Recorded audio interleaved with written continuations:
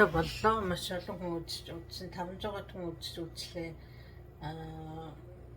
Тэгээд маш их сэтгэлдлүүд ирсэн, маш их олон дагагчтай боллоо. 40-50 дагагч нэмж орж ирсэн. Үүндээ би маш их баяртай байна. Маш их сэтгэл тогтолж байна. Тэгээд дараагийнхаа бичлэгийг хийхгээ сууж байна.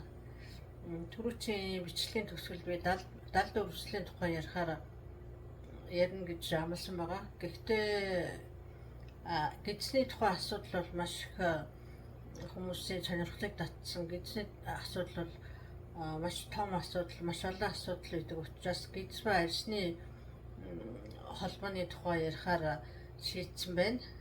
Тэгээд өнөөдөр хүний арсны асуудал нь зөвхөн арсны асуудал байдгүй, гидсний эрүүл мэндээс, гидсний микробиомын байдлаас бол маш их хамаардаг байгаа.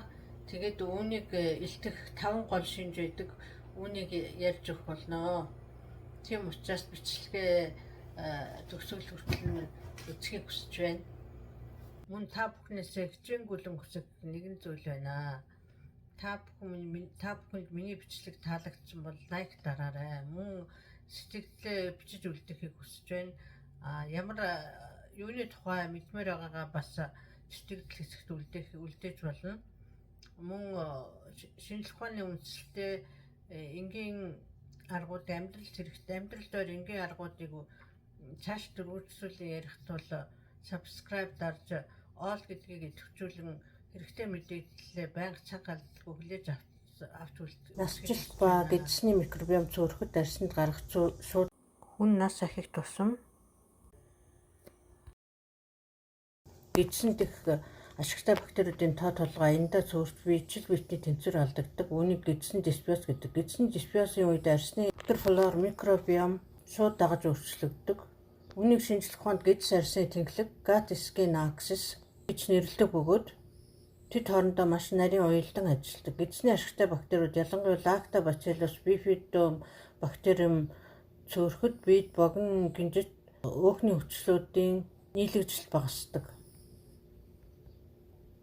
Энэ арсны байгалийн хүчлэг орчныг pH 4.5-аас 5.5 байх ёстой алдагдуулж хүлдэг тал руу болгодог байна. Арсны гадаргуу дээр Staphylococcus epidermidis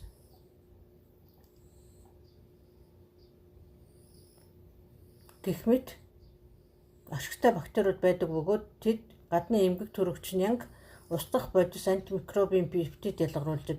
Гэтэл гидснээс үүдэлтэй өрөвсөл pH-ийн өөрчлөлтөөс болоод энэ хамгаалагч бактериуд маань цөөрч эсвэл эсрэгээрээ өөрсдөө эмгэг төрөгч болон хувирч арсыг өрөвсүүлж эхэлдэг. Ашигтай болоод цөөрөх үед гидсний нүх сүүнд нуугдж байдаг муу бактери мөөгөнцөрт хяналтгүйгээр үржиж эхэлнэ. Үүнээс болж батга мөөгөнцөрт өрөвсөл хатиг гэх мэт үүсдэг. Гидсний хан өрөвсөх, сүрх эрх ба коллагены сүрэл. За тэгвэл дараагийн шатанд юу болох вэ? Сахар гурлан бүтээгдэхүүн буруу тосноос болж эхлээд гидсний хан өрөвсөж улайдаг. Энэ архаг өрөвслийн улмаас гидсний ханы эсүүд хоорондоо салж гидс шүүрх эрх буюу leaky gut хам шинж үүснэ. Ингэж гидсний хан задарч шүүрэх үед дутуу боловсролцсон хоол хүнс хорт бодисууд бактерийн дутуу хэсгүүд цуснд шууд нэвчэн ордог. Цуснд орсон эдгээр хорт бодисууд нь арсны залуучаан гоён хатан байдлыг хариуцдаг коллаген болон эластин уургуудыг шууд довтолж задлж устгаж эхэлдэг байна. Үүнээс болж арс байгалийн үеийн хатан чанараа алдаж цагаасаа өмнө гүн үржлээсэж унжиж эхэлдэг. 3 дархлаа зочирч хариу оруул илрэх хорт бодисууд цуснд нэвчснээр дархлааны системийг зочроод арс байнга загтнах улайх зэрэг харшлын уруул үүснэ. Мөн арсны батг улаалт, экзем, хайрсд үлд, арсыг эмтээдэг зарим аутоиммун өвчин үүсдэг. 4. Цайр селений шимэгдэлд алдагдах ба хөгшрөлтийн тул хамгийн гол нь гидсний хааны инхүү өрөвсөж гэмтэх үед бие махбодын хамгийн чухал эрс бодисуудыг шимэгдүүлэн авах чадвар шууд хаагддаг. Ялангуяа цайрын шимэгдэл зогсдог. Цайр дутагдсанаар арсны эс нөхөн төлжих чадваргүй болж шарх удаан идэгдэг. Мөн арсан дээр хөгшрөлтийн тул бэжин спотос үүсгэн цайр болон селениум гих маш чухал микро эрчүүдийн гүн дутагдaltaй холбоотой. Эдгээр эрч меланин нүсийг зохицуулж эсэлтээс хамгаалдаг хүчтэй антиоксидант юм. 5 дугаарт гидсний шимэгдэлтийг явуулдаг хөхлөгүүд байдаг. Тэр нь устсаж үгүй болдог. Түүнээс болоод гидсний шимэгдүүлэх үйл ажиллагаа бол алдагддаг байна. Энэ шимэгдүүлэх үйл ажиллагаа алдагдсанаас арьсны уян хатан чанар залуу байдлыг хадгалдаг эластин, коллаген гэх мэт уургуудыг нийлүүлжүүлэх шаардлагатай амийн хүчил болон эрдэс байдис витаминууд гидсээр шимэгдэж чадахгүй болсноос болж эластины нийлэгдэл бол бүрэн алдагддаг. Үүнээс болоод арьс цагаасаа эрт хөгшөрч арьс унжиж сулрах шинжүүд бол илэрдэг байгаа. Тэгвэл миний энэ арьсны асуудал яг гидснээс болсон уугүй юу гэдгийг яаж мэдэх вэ? Энэ дээр гарч байгаа энэ батг улаалт хуурайшил зүгээр нэг арьсны өвчин үү эсвэл гидсний дисбиоз гидс шүүрснээс болсон уу гэдгийг яаж мэдэх вэ гэж та асууж магадгүй. Үүнийг мэдэх маш тодорхой шинжүүд байдаг. Нэг хоол боловсруулах зам шин тэмдэг дагалдах арьсан дээр тань асуудал гарахтай зэрэгцээд гидс дүүрэг цанхайх, өтгөн хатах эсвэл суулгах, хоолны дараа ходоод хямрах зэрэг шинжүүд хамт илэрч байвал энэ 100% гидстэй холбоотой. 2. Гаднаас нь 1000 арчлаад үр дүнгүй байх. Та арьсны эмчид очиж хамгийн үнэтэй тос, крем, серум төрхөйч батг үрвсэл тань намжихгүй эсвэл төр зур намжаад буцаад гараад байвал асуудал гаднаа биш дотроо таны гидсэнд байна гэсэн үг. Мөн ямар ч арчилгаа хийгээд арьсны өвчлөө, унжилт, нөсөөжилт, хуурайшилтанд багасдаггүй байна. 3. Тодорхой хоол хүнснээс хамаарч арьсны үрвсэл, итгэвчг, чихэрлэг зүйл, бэлэн гомин ба химийн боловсруулалттай хүнс эсвэл гурилан бүтээгдэхүүн эзэсний дараахан арьс улааж, батг нэмэгдэж, захтнаж эхэлдэг бол энэ гидсний хан шүүрч хорт байдал цусны шууд орсны дохио юм. 4. Арьсны үрвсэд тэг шимтэй буюу тархмал байх. Зөвхөн нэг зэгт биш, нүүрний хоёр талд, хоёр гар эсвэл биеэр нийтдээ тархаж шалтгаангүй загтнах, улаах, тууралт гарах нь цусны эргэлтээр дамжин бие махбод тархсан дард үрвслээс арьс өөрийгөө хамгаалж байгаа хэрэг юм.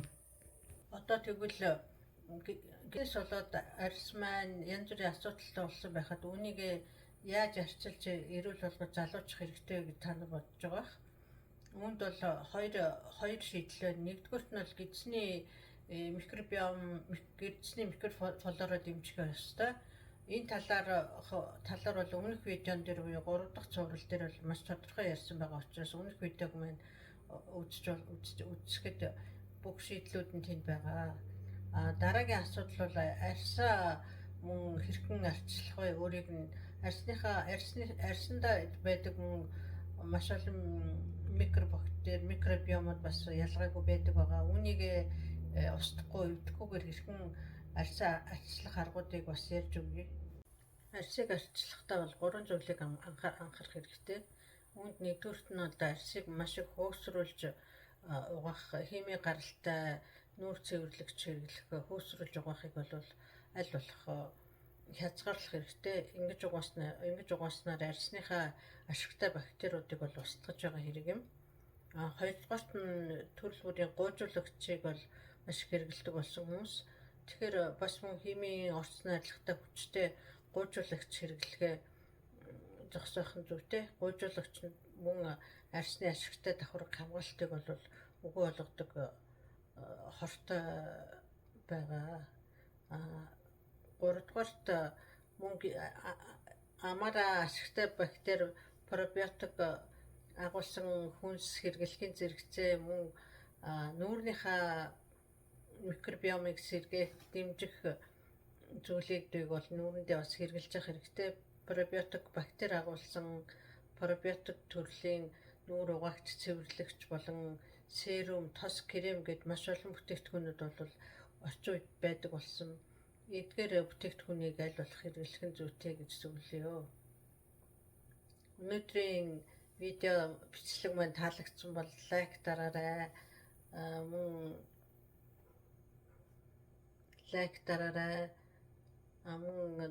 дараагийн subscribe дарж байгаагүй бол намайг дэмжих subscribe дараагийнхаа бичлэгийг бас цаг алдгүй хүлээн авч үзээрэй. Өмнөх бичлэг дээр маш олон хүн намайг дэмжсэн учраас би маш их баяртайгаар энэ бичлэгээ хийж байна.